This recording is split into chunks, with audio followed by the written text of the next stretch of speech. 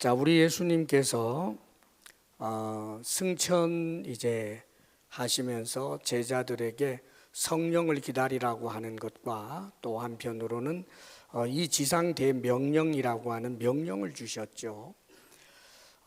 지상 대명령이라고 이렇게 이름 붙여져 있는 이유는 우리 주님께서 이 명령을 하실 때 그냥 말씀하신 게 아니라 하늘과 땅의 모든 권세를 내게 주셨으니 하늘과 땅의 모든 권세를 가진 내가 말한다, 이 뜻입니다. 그러니까 우리 나사렛 예수님의 한 의견이라든지 목수 청년의 어떤 그런 이야기가 아니고 하늘과 땅의 모든 권세를 가진 이, 즉 하나님이 하는 말이다. 그러면서 가서 모든 민족을 제자로 삼아 아버지와 아들과 성령의 이름으로 세례를 베풀고 그리고 내가 너희에게 분부한 모든 것을 가르쳐 지키게 하라. 볼지어다 내가 세상 끝날까지 너희와 항상 함께 있으리라. 자, 세상 끝날까지 함께 있을 수 있는 분이 어떻게 사람 중에 있겠어요? 세상이 끝나고서도 우리 주님은 영원하시기 때문에 그 영원의 세계에서 우리와 함께 하겠지만, 그러나 이 땅 세상이 있는 동안 사람만의 힘으로는 이 사명을 감당할 수 없기 때문에, 그래서 내가 너희들과 함께 하면서 도울 테니까 내가 너희에게 분부한 이 지상 대명령을 받들어 순종하라, 그 뜻입니다. 사랑하는 여러분, 우리가 어떻게 하면 주님을 기쁘시게 할까, 또 주님께서 기뻐하시는 일을 할까, 그런 생각을 할 때가 많아요. 그래서 사람들이 스스로 생각해 볼 때 이걸 하면 하나님이 좋아하시리라, 그런 생각을 합니다. 그런데 하나님을 기쁘시게 한다라고 하는 것은 하나님이 원하시는 일을 하면 되는 거예요. 우리 하나님께서 사람들을 향하여 가지고 계시는 소원이 무엇입니까? 아마 여러분 잘 아시리라고 생각해요. 우리 하나님이 우리를 향하여 갖고 계시는 소원은 우리가 영원한 지옥 멸망을 당하는 것이 아니라 하나님의 자녀가 되어서 하나님과 더불어 영원토록 살게 되기를 원하는 것입니다. 그렇기 때문에 하나님께서는 우리가 하나님의 자녀가 되는 길을 사실상 굉장히 어렵게 만드신 게 아니에요. 하나님의 법을 주셨지만 그 법대로 살 사람이 없기에 하나님께서는 그 법으로가 아니라 하나님의 희생으로 당신의 아들을 우리에게 주신 것입니다. 이 예수님을 믿으면 하나님께서는 우리의 모든 죄를 십자가로 다 감당해 주시고 우리를 하나님의 자녀 삼아서 영원토록 하실 것에 대한 약속이 바로 복음인 거예요. 자, 이것은 나중에 예수님을 따르던 제자들이 즉흥적으로 예수님의 죽음의 의미를 멋지게 만들기 위해서 만들어 놓은 게 아니에요. 성경 전체를 꿰뚫고 있는, 아담 하와가 범죄하고 그 아담 하와뿐만 아니라 그의 후손들 전부 건져내기로 작정하신 하나님이 여자의 후손을 이미 얘기하지 않습니까? 그리고 화목 제물로 드려지는 피의 제사에 대해서 끊임없이 말씀하시고 하나님은 어떤 분인지 알도록 하기 위하여 하나님의 법을 주셔요. 이 법은 하나님의 법, 기준이 하나님이에요. 자, 그렇다면 하나님과 함께 살려면 하나님처럼 거룩해야 하는데 우리 인간은 그럴 능력이 없어요.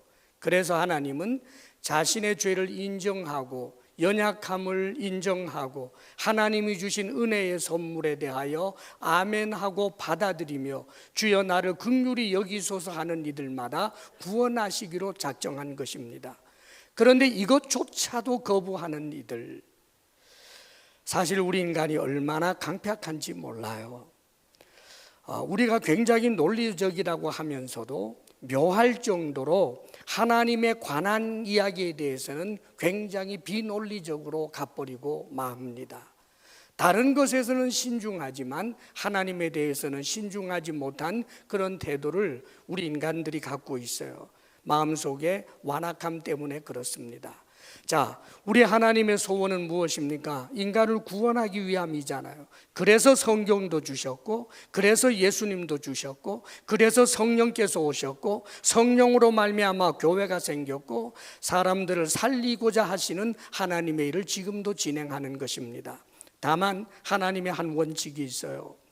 인간을 구원하는 데 있어서 예수님을 십자가에 못 박아 놓은 다음에 인간의 모든 죄를 대신해서 죽으셨기 때문에 사람들의 모든 죄는 자동적으로 없어진다, 그렇게 한 게 아니에요.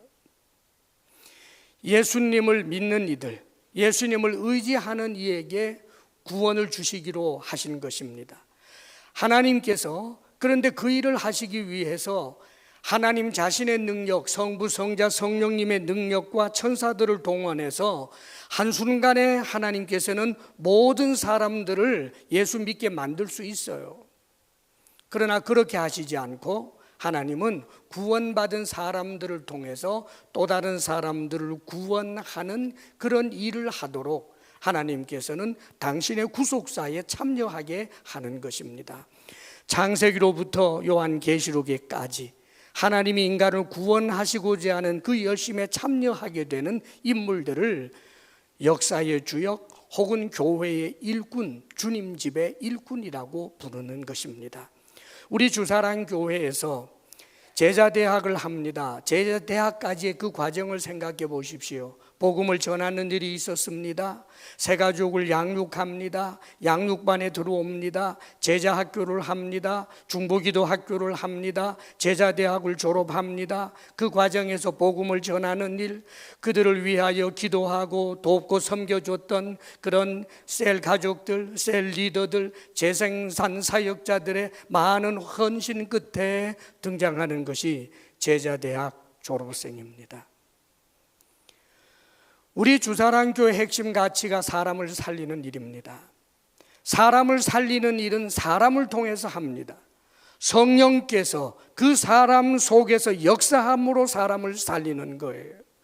그렇기 때문에 이 일을 하기 위하여 우리가 최선을 다했고, 재생산 사역자, 즉 제자대학 졸업생이 생긴다라고 하는 것은 우리 주사랑교회 전체의 열매가 되는 것입니다.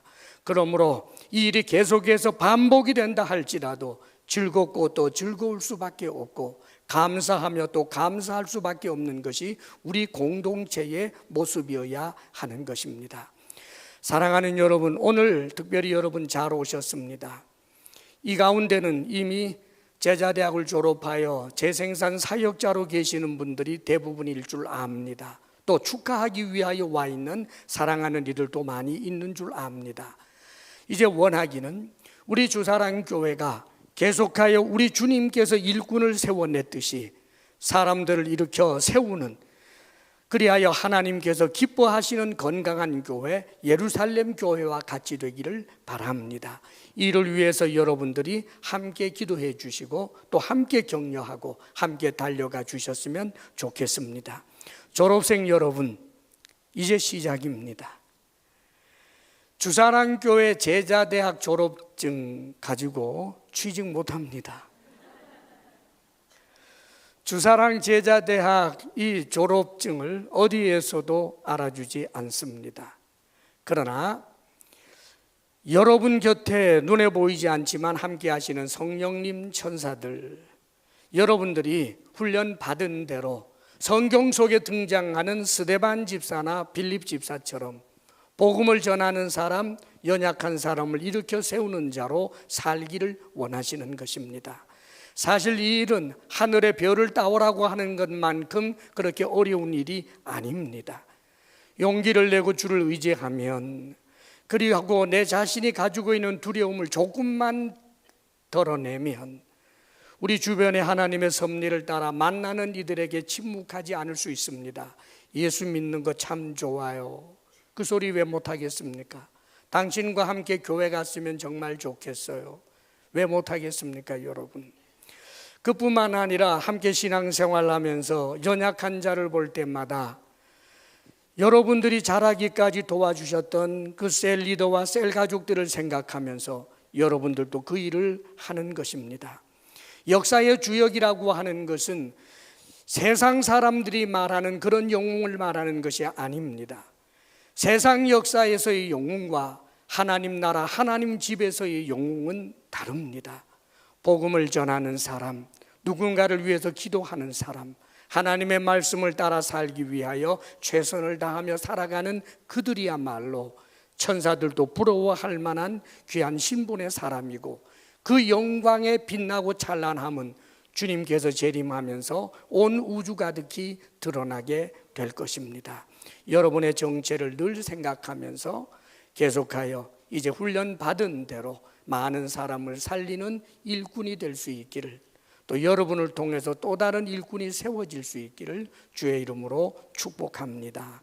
아멘.